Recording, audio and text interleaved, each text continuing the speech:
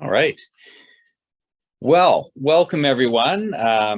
Thanks for joining us today for this Lunch and Learn session on inflation, myths, realities, and solutions. We're very happy to be bringing everyone together to have this important conversation today. My name is Stefan von Suchowski. I'm the president of the Vancouver and District Labor Council, and my pronouns are he and him. I want to start off by acknowledging that I'm joining this Zoom from the traditional unceded territory of the Katzie and Kwantlen First Nations. And we invite all of you to reflect on the history of the lands that you're joining from as well, and recommit yourselves to the path of reconciliation. And feel free to share in the chat where you're joining from today. So thanks for joining us for this Lunch and Learn. We're really happy to be co-hosting this event today with the New Westminster and District Labor Council. And we thank them for all of the work to make today's event a success. And we're very privileged to be joined today by Jim Stanford, a progressive economist based in Vancouver. He's the director of the Center for Future Work, the author of Economics for Everyone, and other books. And Jim was a co-facilitator of our labor economics series last year as well, which was a big hit. And we're very happy to have the opportunity to continue that work with him to bring economic education to labor activists here in our region. And so without further ado, I'm going to pass it over to Jim for a presentation. We're then going to facilitate a question and answer period after that. So please hang on to any questions you have. Once we get through the presentation, then you can raise your hands and we'll work through as many questions as we can in the time that we have. So thank you so much, everyone, for being here, and I'll pass it over to Jim. Stefan, thank you very much for this warm welcome and for hosting this event. It's a great honor for me to join your Labor Council and Janet's Labor Council to talk about the issue that is on everyone's mind these days, which is the resurgence of inflation. And why is it happening and what does it mean? And above all, for working people, how the hell do I protect the purchasing power of the money in my wallet? So we'll go through some of that and answer some Q&A. Hey, before I start, meeting with labor activists today, I just got to say this is fabulous news yesterday from the provincial government about the changes in the certification process for forming new unions here in BC with going to the single step. And, I think for all of us, how we sometimes get a bit puritanical with governments, even when they're our friends, but this is one that we absolutely need to celebrate and also lock in. Because I can assure you, the business community and the corporate media and so on are going to be just raising hell over this, with all kinds of nonsensical arguments about democracy and so on. The real issue about democracy here is employers want to maintain their existing dictatorship, basically, which is where they have the right to unilaterally decide everything without having to deal with a union. And forming a union is absolutely an improvement in democracy. So I'm really excited about this. I'm going to be doing some economic research to show the benefits of this and, debunking some of the counter arguments. And I hope everyone else, I know the labor councils and everyone else will be doing the same. I am going to share some slides here, and I'll just kind of give you a fair warning. I am an economist after all, and they say an economist is someone who's good with numbers and didn't have the personality to become an accountant. Okay, so there's the warning. We're going to zoom through some charts and graphs here, and I apologize for going fast, but we do have a limited amount of time, and we'll post the presentation, the recording of it. I'll post the slides, and then I'll do a write-up based on this material as well that we'll put on our center's website. You see the center's website there, centerforfuturework.ca. Please check it out there. All our research is open access. There's my Twitter handle, Jimbo Stanford, and our center's Twitter handle. You're welcome to join the conversation, including from this presentation today. So here we go, rising from the dead. We thought that inflation was this thing that we battled to the ground, wrestled to the ground, as one of our prime ministers famously said. But now it rises again. So what's going on here? How do we understand it? And what does it mean? Here is the long-run view on inflation in Canada using one of the measures, the most common measure, which is the Consumer Price Index, the CPI. I think most of you are pretty familiar with that. And you see that it's had its ups and downs over the long history. So in a way, we got to have a bit of historical perspective, not to minimize what's happening now, but just think, you know what, we've kind of seen this kind of thing before at different moments in history, and it doesn't mean the world is about to come to an end. So of course, we have this surge in inflation now. We've been used to inflation of around 2%. As we reopened after the pandemic, and we'll talk about what was happening there, it has increased over the last several months and is now running at a year-over-year rate of 5.5%. Now, what that year-over-year means is comparing prices today to prices a year ago, they're 5.5% higher on average. So, I think most of us understand what inflation is. It means the overall level of prices across the economy is rising. Of course, we're used to things changing in price. They do all the time. Things go on sale. Some things become more expensive when they're very popular. Some things become cheaper when technology allows it to be produced more efficiently, or when companies are desperate to sell and they cut their price. But inflation is something different, where you're seeing the overall level of prices increase. Lots of different ways to measure it, of course, and I think it's important to have a bit of sort of statistical understanding on the different measures of inflation, because sometimes you can zero in on one and it doesn't necessarily tell you the whole story. The Consumer Price Index is the most common one. That measures the average increase in the weighted basket of all of the things that consumers buy, not just products in a store, but also services, and even things like what you pay for your living arrangements or your transportation, all bundled together, weighted according to how much Canadians spend on each item or each category, and then gives an overall measure of the rate of price increase. All kinds of tweaks that can be made to the measure to adjust to try and in a way downplay some of the noise in inflation, kind of some of the temporary ups and downs. So we'll talk about that a little bit. But there's other measures of inflation that are also important. One is the CPI measures what we pay as human beings when we go out and buy what we need to survive. The producer price index concept is a way of measuring what do businesses pay for the different inputs to their businesses. And this is an important thing to keep an eye on. What do you pay for different industrial products? What do they pay for various raw materials? Another measure of inflation, the broadest measure really, is called the GDP deflator. This is a weighted average of the level of the rate of price change of everything that's produced or purchased in the whole economy. So in a way, it's the broadest indicator. And we get slightly different views depending on what we're looking at. So here's the Consumer Price Index. This is the year-over-year change since February. February is the most recent data we have. So compare February 2022 to February 2021. As I mentioned, the overall price index is going up about 5.5%, but very different rates of increase for different things within the bundle. So you'll see that the prices of goods have risen much faster than the prices of services, and we'll talk about that a little bit. And then all of the other different categories. We know what the big ones are. The big ones, of course, are gasoline and energy prices more generally, but especially gasoline, $2 a liter. We saw, for those of us who haven't bought a Tesla or another electric vehicle yet, we're very aware of what that meant. Housing prices, of course, have shot up. Some groceries have shot up, meat in particular. Those are all rising at double-digit levels at this point in time.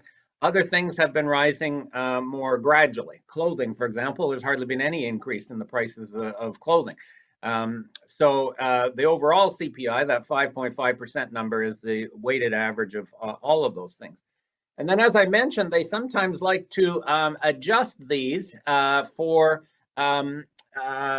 order to kind of step back from some of the momentary fluctuations. So this shows you some of the different ways to make those adjustments. The black line is the basic CPI that we've been talking about. The blue line is a measure that the Bank of Canada creates that pulls out 8 of the most volatile items, including some energy prices, in order to get what they think is a better measure of the sort of core momentum in prices.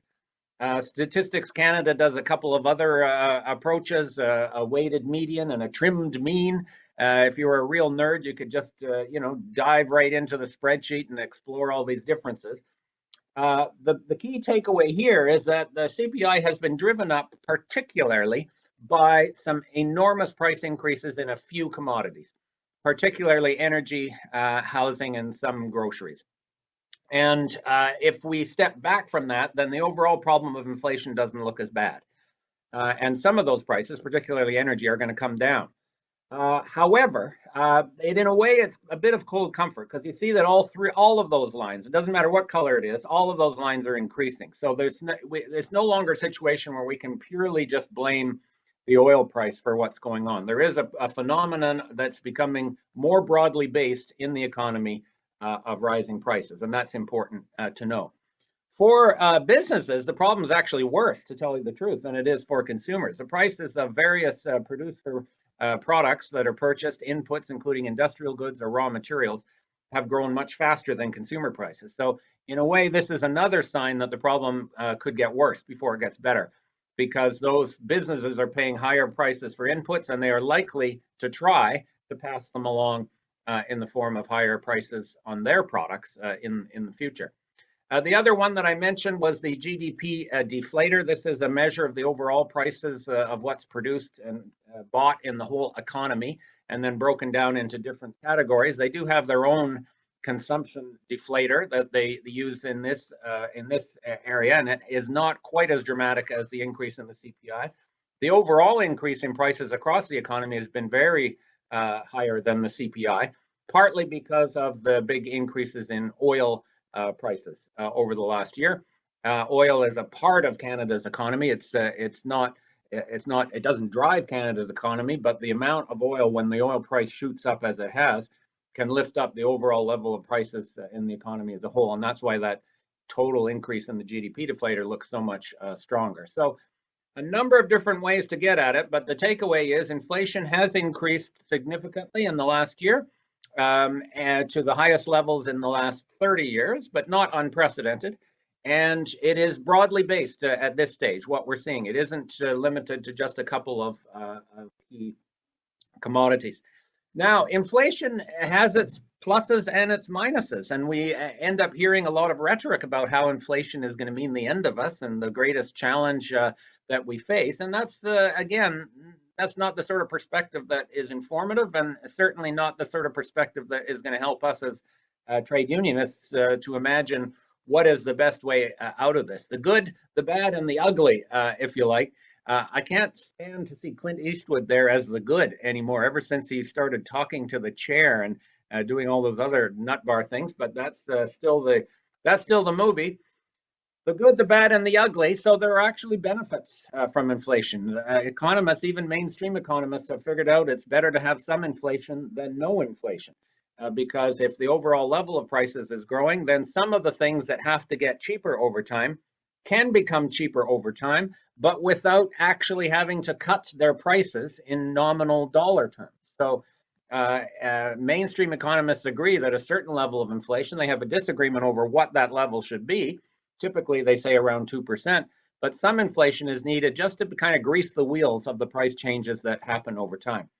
Also, when inflation is occurring, it means that the real burden of debt, if you owe money, is going to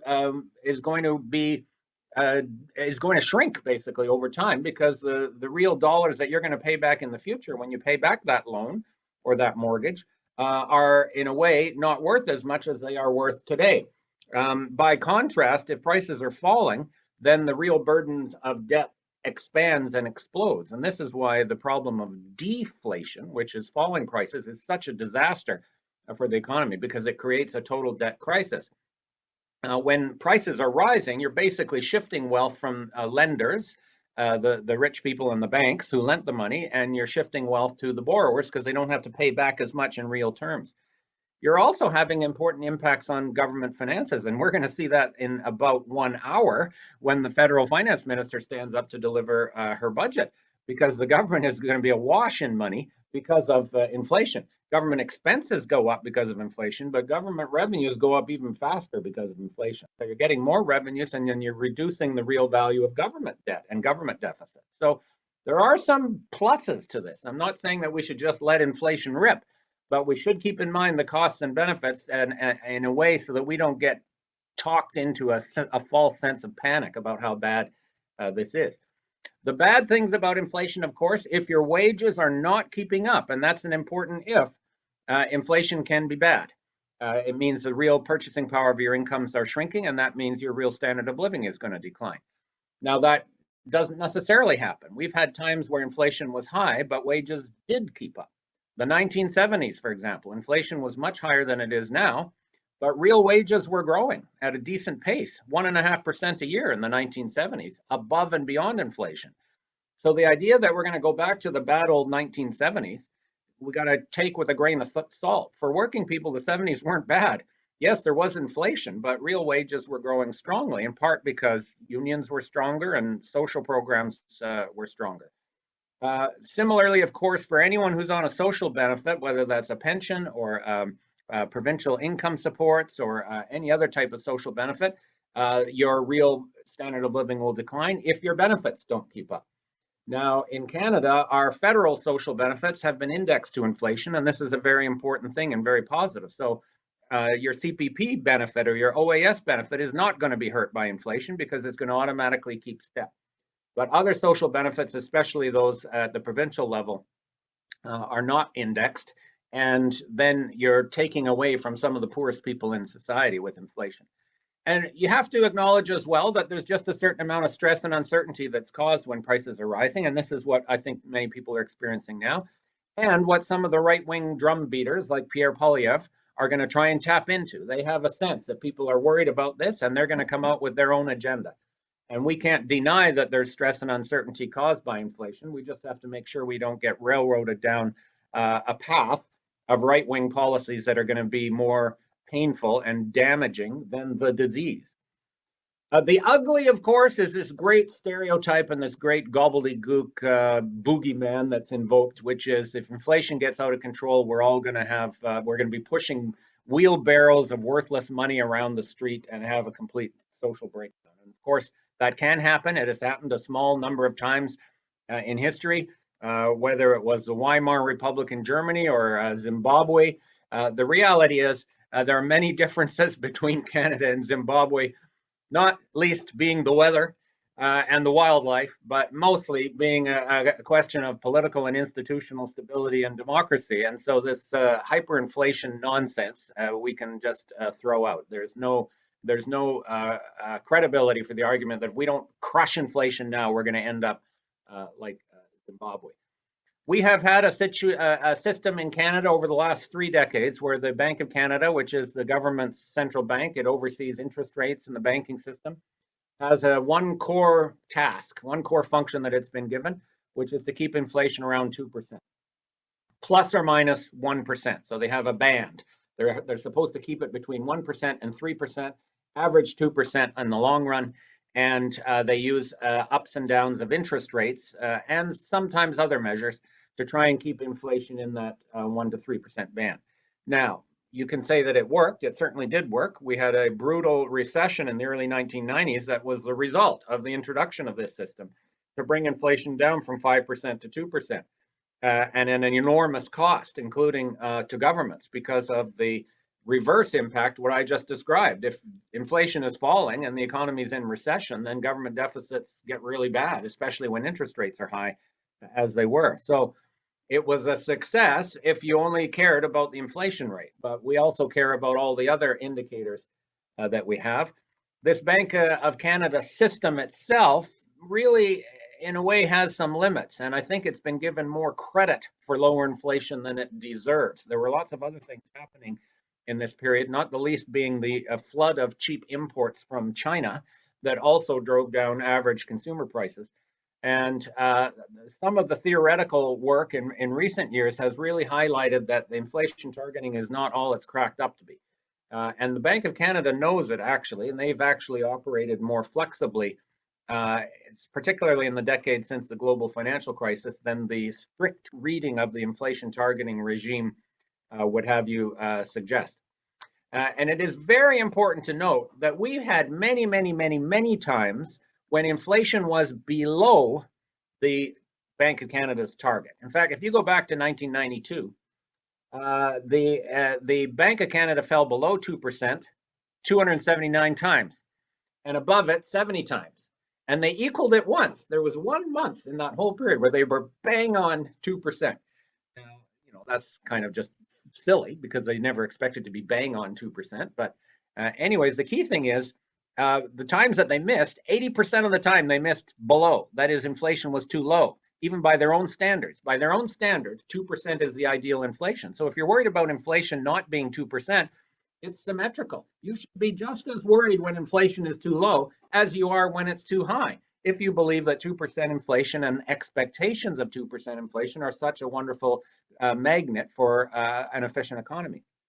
In terms of shooting right outside that band, remember that +1 and -1 band, they fell below 1% 41 times. They rose above 3% 16 times. So 72% of the time they were missing the band. They were missing it below, not above. So there's been an anti-inflation bias. It's not just 2%. They've been aiming for lower than 2%. And on average, over this whole period, the average rate of inflation in Canada was about 1.5%, not 2%. So we have to keep this history in mind when everyone's going nuts about missing the band from above, as it is right now. In fact, if we went back to 2010 and you looked at what the price level was then, and then you increased it, you inflated it at a steady 2% a year, assuming that the bank was hitting its target, prices would be much higher today than they are, even with the recent surge in inflation above the 3% upper limit of the Bank of Canada's band. So this again is a bit of perspective, a bit of historical perspective. Again, not to say inflation doesn't matter, just to keep in mind the history and the need for some symmetry. Pierre Poilievre was never out banging the drum saying the Bank of Canada should be shut down and we should let the monetary system be run by cryptocurrency innovators when the rate of inflation was below the Bank of Canada's target. Okay, so he's not really concerned about hitting the Bank of Canada's target. He's concerned about something else, which is called suppressing wages, suppressing government services, and cutting taxes and deregulating the financial system. That's his agenda, not protect the standard of living of Canadians. So the current surge in inflation is obviously an impact, consequence of the COVID pandemic. Initially, prices fell during the first lockdowns because people couldn't go out shopping. You had to stay home. Businesses had to close. There was enormous uncertainty. And there was a collapse in world petroleum prices. Remember, for a little while, the price of oil was actually negative. I know that sounds bizarre. It's the result of how oil futures markets work. But the price of oil was negative for a couple of months in the spring of 2020. And that caused actually a decline in average prices. Then you saw, as the economy reopened and people got back to spending and businesses reopened, but we had all kinds of problems with supply chains and so on, that's when prices began to take off after we started to reopening. Several factors that we can identify as causing the current upsurge in inflation to that 5% and some level that we're at right now. Number one, because of the shutdowns in the lockdown period, the amount of goods and services we produced fell a lot for a while. It rebounded very quickly, but for a while it fell a lot. Income did not fall, solely because the government jumped in with these enormous supports, including the CERB and all of the other programs that were given to support incomes during the pandemic. So you did not see a decline in income, but you saw a big decline in output, which meant that the money that was there to spend was no longer matched by goods and services that could be purchased. Secondly, a related point, consumers, once they did start spending again, shifted their demand to more products, more tangible goods, and less services, for the obvious reason that many of the services were still restricted. Eating out in restaurants, travel, and other services faced greater restrictions. So instead, people said, I'm going to renovate the house. And they went to Canadian Tire and bought up all the lumber. Okay, so that shift in demand from goods to services. Another factor related, consumers could not go out and buy the normal things that they did for several months So then when things did reopen, then they went out and spent in a big way. And that pent-up demand, financed through the money that people saved during the pandemic, also added to the surge in prices. We had lots of disruptions in supply chains and industries to supply goods and services at home and abroad because of travel restrictions and other things that went wrong. A big factor in our inflation in Canada has been the housing price bubble. Real estate has risen 30% in the last year. And there's a number of things there. One is the record low interest rates, which allows people to pay more for a house with borrowed money. The banks are happy to lend you that money.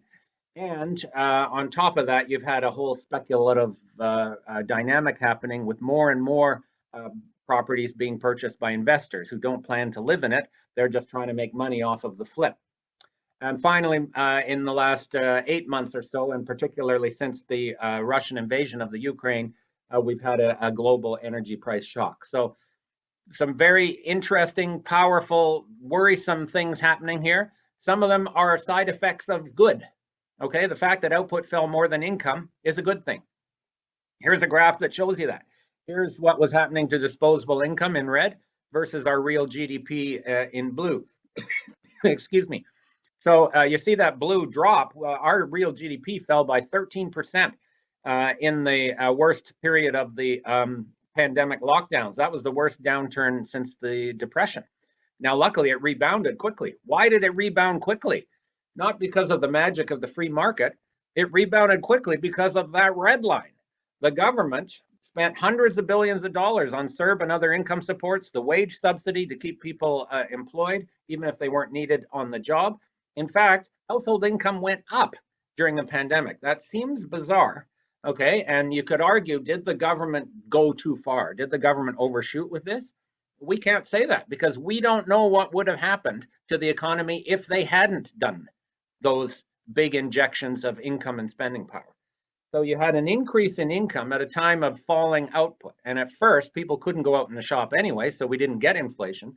But when they could go out and shop, they had money to spend, thanks to those government programs. And it doesn't mean government caused the whole problem. In fact, government made the situation much, much better. If income had fallen, if the red line had fallen as much as the blue line, okay, we might not have as inflation today. We'd have a depression, and that's much, much worse. Because the incomes rose and people couldn't go out and spend, we had a very weird surge in household savings. And so you saw, you know, typically Canadians actually don't save that much. Our savings rate for personal finances is quite low. But we had a huge surge in savings during the worst of the pandemic because we had income supports to protect our income, but we couldn't go out and shop.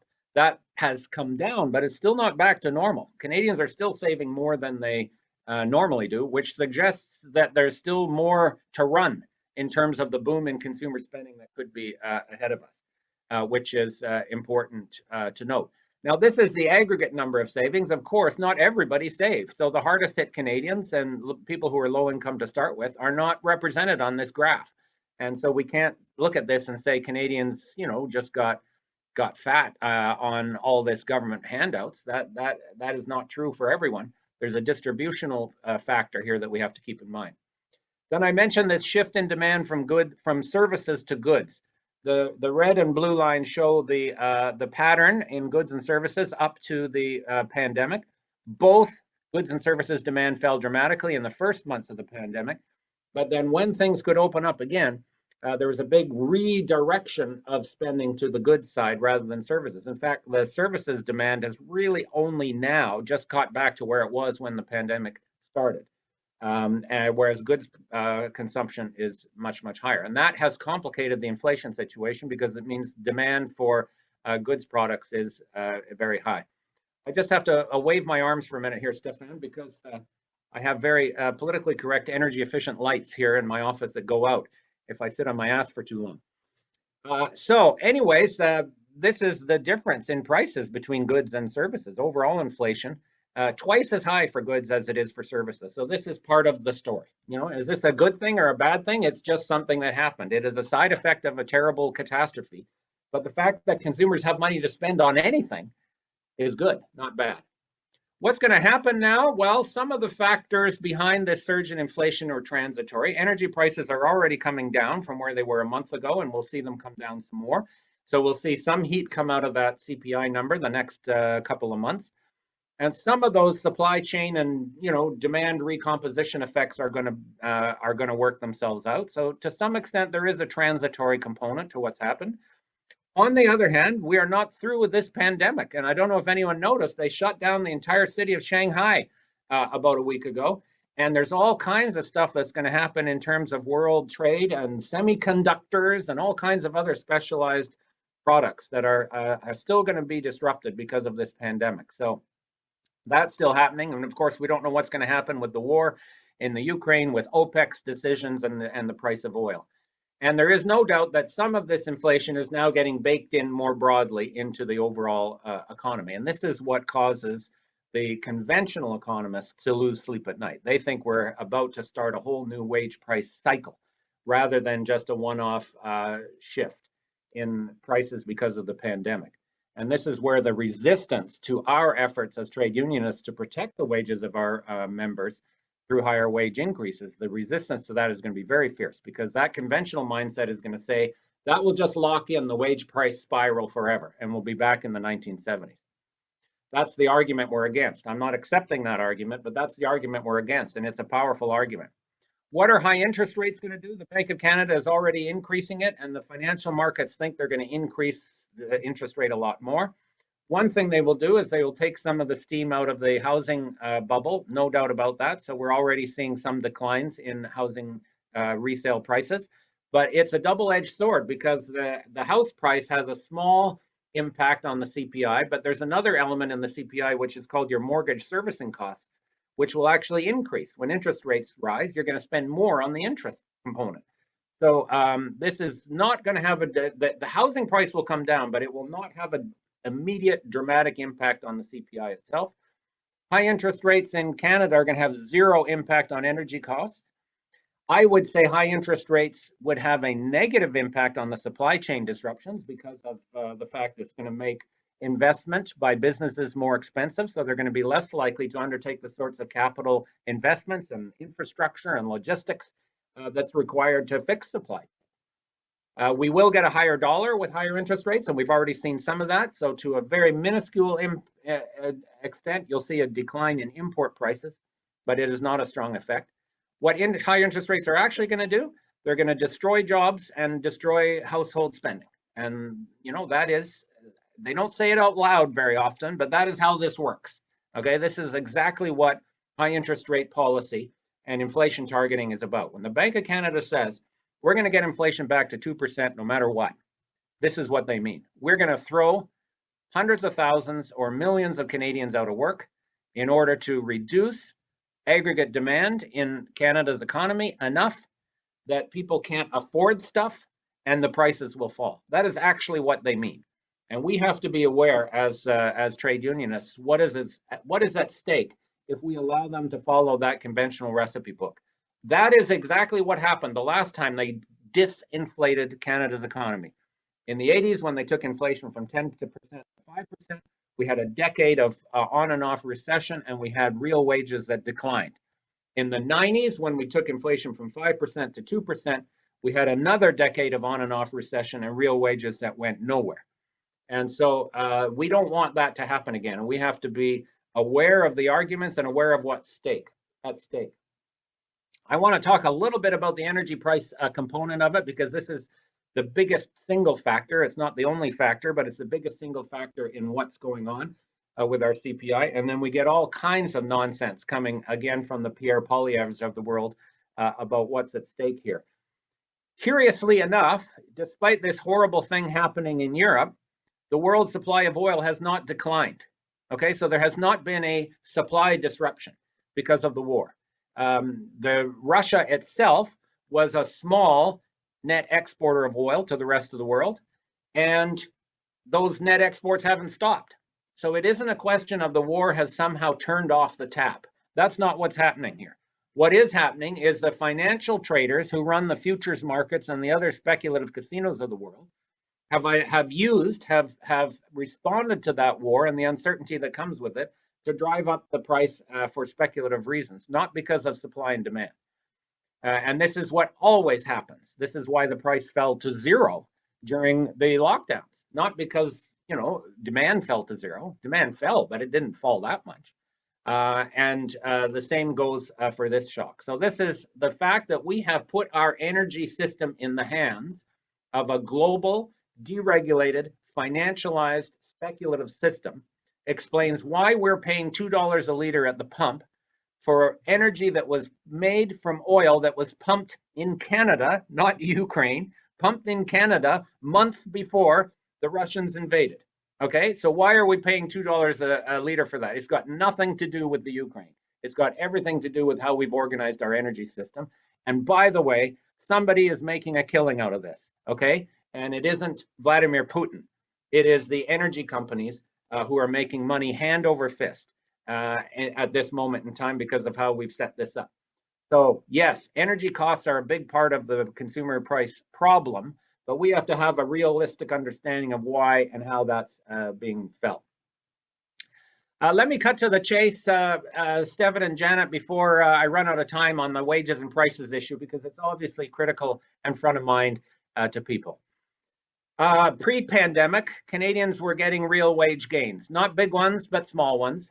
We had relatively low unemployment. We had a trade union movement that's fought like hell to try and hold its power in the society, in the labor market, winning some battles, losing some, but on the whole, sort of holding our ground. And real wages were growing. That means nominal wages were growing a little faster than inflation, and inflation at that time was low, around 2%. In the early months of the pandemic, prices fell, remember. So that means we got a real wage increase. Now, we weren't celebrating because we were fearing for our lives. But the reality is our real purchasing power went up when those consumer prices fell. Now they have rebounded and then some. And so we now have a situation where nominal wage growth in most industries is well behind the current pace of inflation of 5.5%. So it's important to remember that first part of the pandemic when we're telling this story. Because if all we did was look at the current moment, we would forget what happened in the initial pandemic when prices fell. So we should have expected some kind of rebound in inflation once the economy reopened. And I think a better index in a way here is to look at the last 2 years rather than the last 1 year, because 2 years takes us back to February 2020 before the pandemic hit. The overall increase in prices over the last 2 years has been higher than normal, but not spectacularly high. The increase in wages over those 2 years has exceeded the increase in prices. So looking in the rear view mirror here, going back 2 years, our real wages have actually increased, but they're falling right now. And that's what the concern is and what we have to be ready for in coming months. So this is an interesting graph. This shows you some of the funny things that go on when you're calculating the average wage. This comes from the monthly labor force survey of households that Statistics Canada does. And the two circles show the level of real wages adjusted for inflation before the pandemic and after the pandemic. So initially, the real wage went up. That was partly because prices fell, as I said, and it was partly because of the disproportionate impact of the initial lockdowns on our labor market. The people who lost jobs first and the most jobs are people in low wage, part-time, often temporary jobs in retail, hospitality, and other services industries. Those are the things that got shut down completely. They weren't the yuppies who could keep working on their laptop from home. Okay, now because all of those low wage jobs disappeared, the average wage of the jobs that were left looked higher. So that explains that big increase of over $2 an hour in the real wage in the initial stages of the pandemic. That changed when the economy reopened. First of all those low wage people got hired back and then some. Secondly, consumer prices started picking up again. So try to ignore that big spike because that doesn't, in a way it was dramatic, but it doesn't tell you really what's happening. But at this point, real wages are falling, but they're still higher than they were when the pandemic started. The statisticians try to take account of that interesting composition effect that occurred during the pandemic with something called a fixed weighted index of wages. It doesn't do the whole trick. They try to say, what would wages have been if the makeup of the overall labor force had stayed the same rather than those big changes during the pandemic? Even by that measure, real wages are higher than they were at the outset of the pandemic. And that reflects a number of things. One of them is the shift in the composition of employment since the pandemic. Hospitality and retail and other low-wage service jobs have come back, but not fully. More people are working today than before the pandemic, but they have shifted to other industries that on average pay a little better. So that fact has actually helped to lift average wages as well. Now, that's not just to say, you know, I'm a happy, optimistic, glass half full kind of guy and we should not worry about it. We should worry about it, but we should have a good understanding of what we've managed to protect. Big question here: who started this problem? Who started this fight between wages and prices, and who's benefiting from it? Very, very important. There is not a shred of evidence that the surge in inflation has started in the labor market. It is not about wages. It has absolutely not been caused by the tight labor market and the so-called labor shortage and the demands of unions, not remotely. It has absolutely been caused by businesses that have taken advantage of the supply chain disruptions, taken advantage of the fact that consumers have pent-up demand and savings to spend, and jacked up their prices to take it to reflect that buying power. That is absolutely what's happening, and the evidence is overwhelming. This is data on wholesale margins and retail margins that Statistics Canada collects. It's very interesting data. The red one is the retail margins. Those shot up in the immediate months of the reopening after the lockdowns. Now it's the wholesale margins that are shooting up, both of them sooner and faster than the CPI. So it's business driving this, absolutely not workers. Another look at it is what as Statistics Canada calls a net corporate surplus. This is only quarterly, so the most recent data we have is from the last part of 2021. But again, corporate profit margins up significantly, just as inflation was starting to take off. And when we get the numbers for the first quarter of this year in another few weeks, we'll see that even surge even higher. For workers, on the other hand, there has been no surge in the share of GDP. There's been no increase in unit labor costs beyond the normal pace of growth. This shows the labor share of GDP. So this is wages and salaries and fringe benefits as a share of total output. You see that spike there in the early part of the pandemic. Again, this is a funny one. This partly reflects the income supports from government, and particularly the wage subsidy. It also reflects the fact that nominal GDP, which is the denominator of this ratio, shrank because of the pandemic and the huge government subsidies. So ignore that spike. Labor's share of GDP has gone nowhere. It's about the same as it was before the pandemic. Let me conclude. So we've got a bit of time for questions and discussion. Yes, we should be concerned about inflation, but we have to be so on guard against the right-wingers like Poilievre, who are going to pull out the neoliberal hymn book and start singing from it again, calling for monetary and fiscal austerity of the sort that ruined lives in the 1980s and 1990s.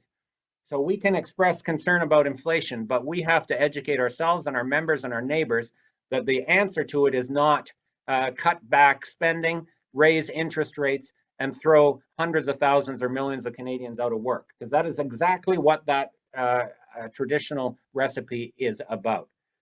The government's aggressive response to COVID and all of those income support payments, in a way, allowed this inflation. Okay, there's no doubt about that. If people didn't have the money in their pockets to spend, prices could not be as high as they are.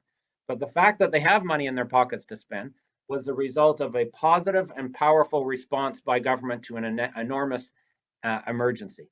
The alternative, if they hadn't have done that, would be lower inflation today, no doubt about it, probably zero or maybe even below zero. But again, ruined lives and people who are thrown out of their homes. So we have to have that in mind while we think about the concrete causes of the current surge in inflation. It's got nothing to do with workers. It's got nothing to do with government printing money, okay? It's got everything to do with a national, global health emergency and government's appropriate response to it. And yeah, we're going to have some bumps and some adjustments coming out of it. If we actually want to try and bring down inflation to a reasonable level, we shouldn't try to bring it down to zero, and we have to keep in balance the costs and benefits of it. So it's not job one, okay, to bring down inflation. It's one priority among many, What should we do? Number one, well, we have to protect workers right now. Prices are growing higher than wages, and we got to make sure that our wages keep up. So that's got to be a big demand, especially in the public sector where you've got some governments, Doug Ford, for example, in Ontario with his 1% wage cap. And I know we're in bargaining here in BC. We have to reject the idea that public sector workers, especially with what they did for us during the pandemic, are going to pay. We have to index social benefits to ensure that the poorest people in our society do not have their incomes whittled away. There are important things government can do directly to bring inflation down. Housing policy would be a good one, including rolling out faster low cost and affordable housing, non-market housing in particular, building houses that are not speculative assets, but actually a roof over people's heads. And that is the goal. So whether it's co-ops or public housing or community housing trusts or other non-market strategies, that would make a big difference. Public services are part of the CPI. So bringing childcare down to $10 a day is going to have a measurable impact in reducing inflation. So let's do that and do it for other public services like transit. On the energy side, the places that are suffering the least from the current speculative surge are places that accelerated the shift to renewable energy. I can tell you the futures market for sunshine, okay, hasn't changed at all since the Russians invaded Ukraine. It's still zero, okay? So that's one way to reduce the vulnerability to energy price shocks. If we feel that we should restrain or cool off some of the spending power that's ratifying higher prices, we shouldn't do it by throwing people out of work. We should do it by targeting taxes to those who can most afford it. That will reduce their spending power without undermining the standard of living of the rest of us. This argument that if we try to keep up with inflation, we're somehow going to lock it in. We have to be ready to resist it, because that is going to be a powerful argument for people who have that mindset from the 1980s and 1990s still in place. Workers did not cause this inflation. So asking for a wage increase to keep up with it is absolutely legitimate and necessary. If we say, oh no, okay, we'll sacrifice because we don't want to set off another inflationary spiral, what is going to happen? We are going to accept a one-time transfer of wealth and income to all of those companies that are profiting from this inflation. That means housing developers, oil companies, and Jim Pattison and the other billionaires that own grocery stores. Okay, we aren't prepared to do that, and we shouldn't, and we can't let it happen, because if we let it happen, they'll try it again. So we can negotiate, we can fight and win things that protect our wages, but recognize that the current surge in inflation could be a transitory response to an unprecedented catastrophe, the pandemic. And we can do things like COLA clauses and other creative approaches at the bargaining table that compensate our members for this surge in prices, while at the same time saying if inflation comes down, then that's good. And then we'll just have low, we can still protect and grow our real wages over time without setting off this fearsome wage price spiral that everyone is going to be afraid of. So there's a distributional struggle here behind those CPI numbers and the impact on wages. And right now, the oil companies, the grocery stores, and the property developers are the ones winning. And we can't let them do that at the expense of our members. So thank you very much, folks, for your attention. And I look forward to any questions that we've got time for. Thank you. Thank you so much, Jim, for that presentation. And we've got a few minutes for some questions. I did see one in the chat to begin, or a couple in the chat that we can begin with. And if folks have others, you can raise your hand or you can put them in the chat. But I see one here. Question, can we expect real wage gains due to the tight labor market, or is that a myth? So far it is a myth. We've heard a lot of employers complaining about a labor shortage. I would say we've seen some early signs that workers have a bit more bargaining power. But even, before this current moment, there's no evidence of a real upsurge in wage settlements or anything like that. So, and now it's going to be all mixed up with trying to catch up to inflation. So it's going to be hard when, when Stefan and Janet, when your affiliated locals sit down and say, I need 4% this year or even 5% this year, it's going to be hard to say how much of that is due to keeping up with inflation and how much of it is because of tight labor markets that give us some bargaining power. So far, wages have not accelerated. We have seen wages, nominal wages, growing at about 3% a year. And that was enough to give us modest real wage gains before. It's not enough now. We need something more, at least for a while, to protect our real wages. Thanks, Jim. I see a few more questions coming in. There's next one that came in was, what interest rate should the Bank of Canada aim for? Well, you could stretch all the economists end to end and still not reach a conclusion on that question. There's no theory to tell you exactly what is the appropriate or natural or equilibrium rate of interest. It all depends. It all depends on what else is happening in the economy.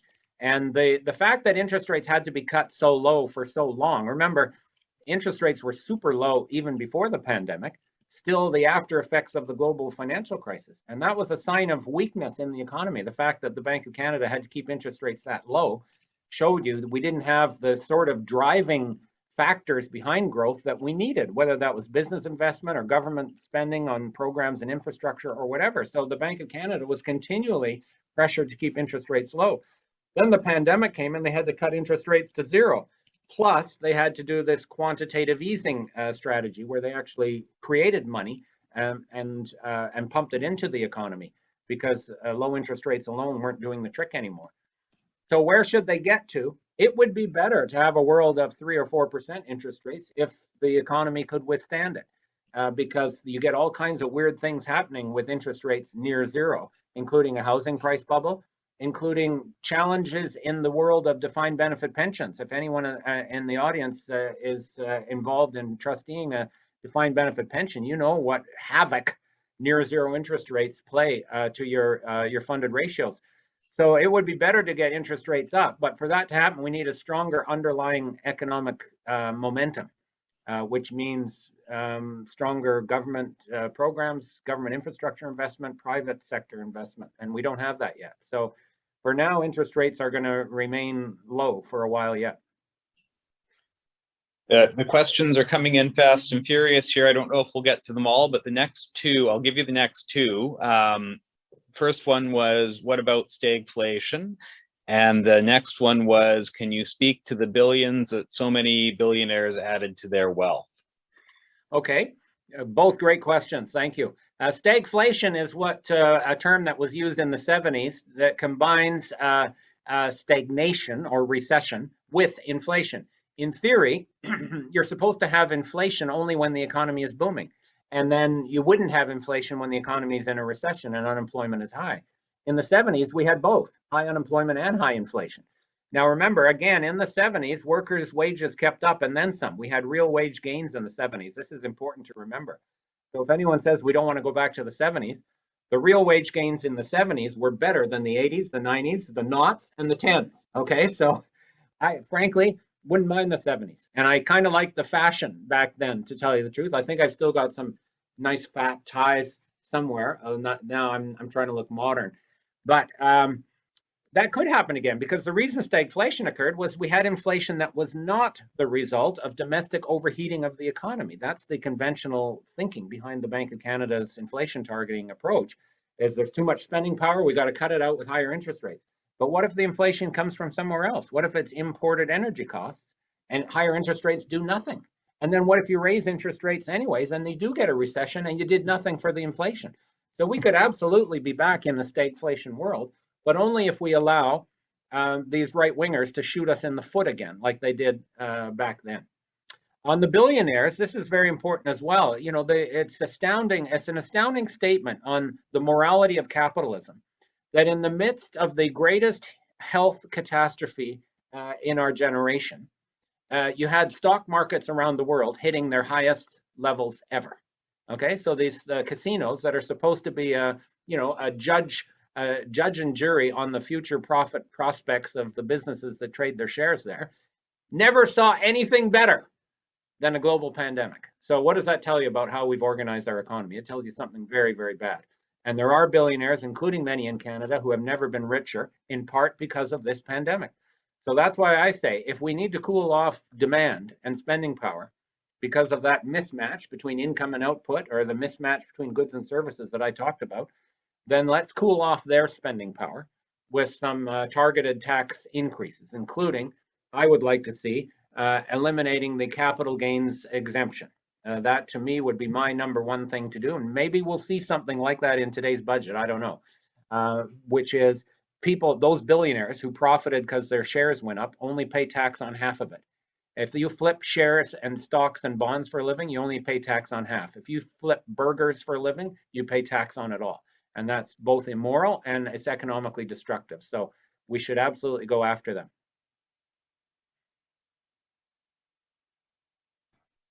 All right. Well, thank you for that. I think we're just about out of time. We did say it would be a lunch and learn, so I know folks have to go back to the rest of their day. But my name is Janet Andrews. I'm with the New Western District Labor Council, and I just really want to thank Jim Stanford for your time today and this explanation. It was exciting to hear that workers aren't the problem. It's always good for us to know. I want to thank our partners at the VDLC, Vancouver District Labor Council, Stefan von Sachowski today. And yeah, it was really good for us to have these tools. I really appreciate some of the talking points that we can make when we push back against this sort of the looming austerity and looming conversations about how we shouldn't be paid for the work that we do as workers. So really appreciate that today. And thank you, everyone. Just to close, this will be available on the VDLC's YouTube channel. Also, we'll post it on both Labor Council websites, so you can see it again later. Lots of good information to unpack, and might want to check that out again. So thank you, everyone, for coming, and have a great day. And I'll leave the last word for Jim. Janet, thank you very much, and Stefan for organizing this and having me. I love to meet with you and hopefully give some facts and figures that empower people trying to defend the living standards of their members. Please visit our website, centerforfuturework.ca. We'll put up lots of material there, and there's also an email list you can sign up there for regular updates. And other than that, just keep up the good fight, everyone. Yeah, and you can reach Jim on Twitter at Jimbo Stanford, right? You got it. Great. Thanks, everyone. Have a great afternoon.